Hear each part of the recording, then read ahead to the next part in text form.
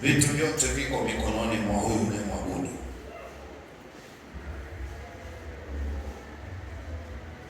Wengine unakuta hata dhabihu mpaka uombe, hiyo hali lazima ikuache.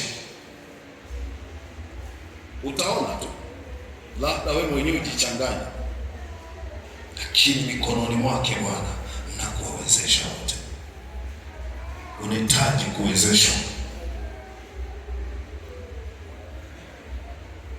Masuala ya kiroho na masuala ya kiuchumi katika watu wa Mungu ni vitu ambavyo ni pacha.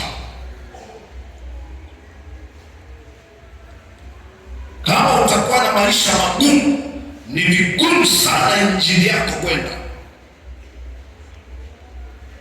kwa sababu unatakiwa upeleke injili kwa ndugu zako, si kuhubiri.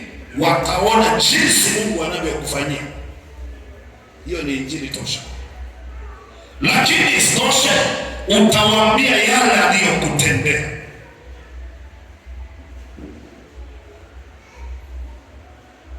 Sio kwenda mbinguni tu. Yesu anauliza, wanangu, na kitoweo?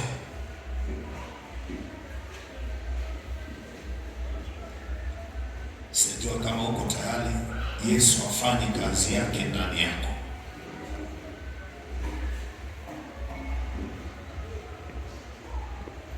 Wewe ndio unalojibu ndani yako, kama no au yes, au unaona umefika. Wewe ndio unalojibu, na kiu iko ndani yako.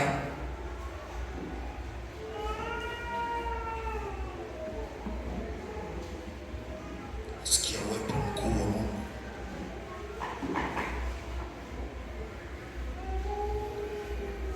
Shikilia dhamiri yako,